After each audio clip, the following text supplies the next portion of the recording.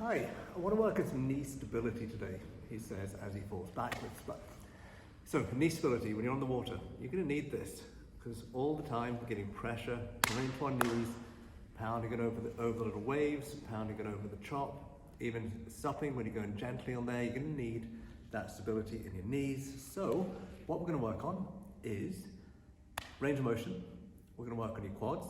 We're going to work on your glutes, your abductors and adductors. Working on all of these, you're going to stabilize your legs.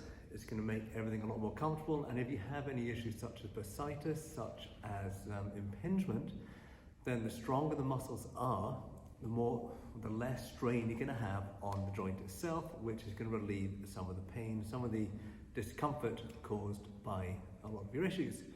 So all we're going to need is body weight and a band. Let's start off body weight only though. We'll start off with some range of motion movements. So you do not need to go all the way to the ground initially for this first part. We're going to work on some split squats. So for this, feet are not going to be too far apart. You see here, all I'm going to do is come down as far as I can comfortably go. For me, there's no pain here, thankfully. If you feel there's any pain at a certain level, go to before the pain comes on. You can always put a cushion, put something underneath that back knee, prevent that happening. You're just going to come down, press through this foot, come up, just like so. You're putting the power in the front leg. So you're going to go for 10 on each side, and then change side. What I'm going to do this time, I'm going to show you from a different angle.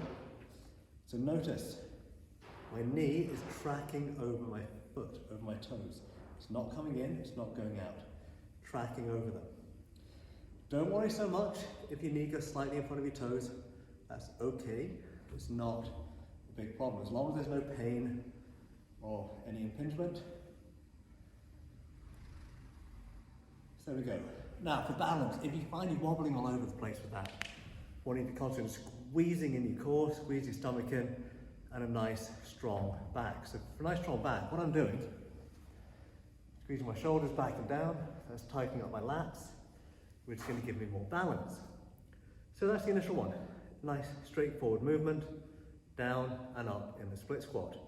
Working on that, you're going to be working your quads, your hamstrings and your glutes to end up engaging more power and more stability within your legs. More stability, like I say, leads to less strain on your joints. So, exercise number 1. Next up, you can escalate that slightly. Let's face it, when you're on the water, you're not just moving forward and back. So now from here, you're going to step across, curtsy squat, and then you're going to come down. Now, notice I'm not a long way out. You don't want to be coming all the way out here. Just come across so you're engaging more of your glute. Stand up, down, and up. Again, work on up to 10 per leg, and if you need to, don't go quite so low. Put something underneath that back knee. And build on your range of motion as it gets easier and as you progress. So again, 10, like I say, on each leg. Again, that is working a lot more in your glutes there, and also inner thigh to give you that stability. So 2 quite straightforward movements. There's nothing fancy about those, no need for equipment or anything like that, but they really do work your glutes, they work your stabilizing muscles. And remember, core nice and tight all the way through. Next up, I'm going to get the band out. First one we're going to look at is a psoas march. Hip flexors. If your hip flexors are tight and weak, not working properly, you're going to feel a lot of strain through your lower body and your back. So working on those can release a lot of tension. So what I want to do, first thing, the band goes over your feet, pull your core in nice and tight, then we go to the side so you can see, you're going to pull your leg up and down, up and down. Slow, steady movements, as high as you comfortably can go without losing balance or without any pain or any strain.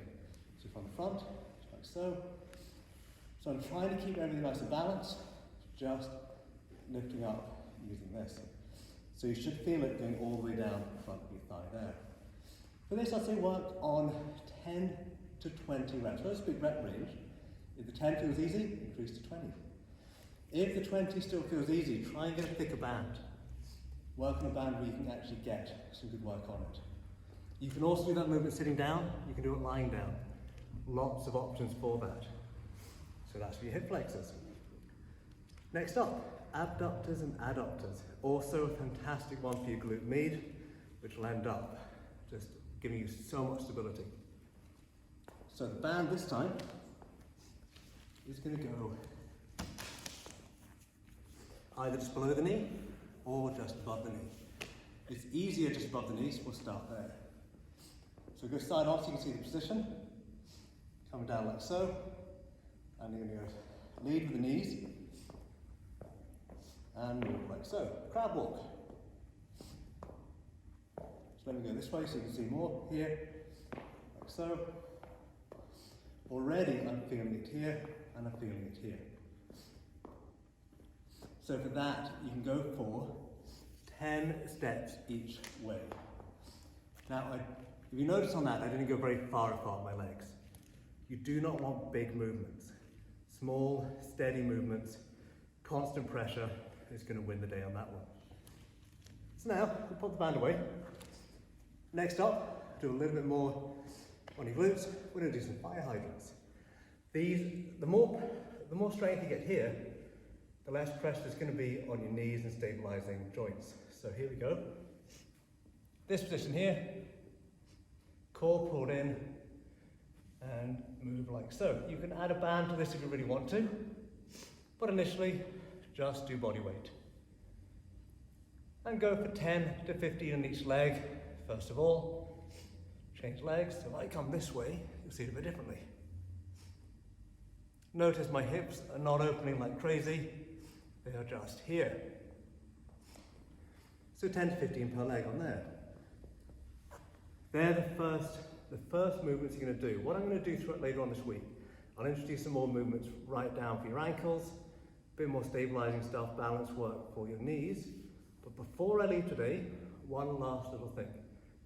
The single leg balance. I think it's quite straightforward, but I want to run through anyway.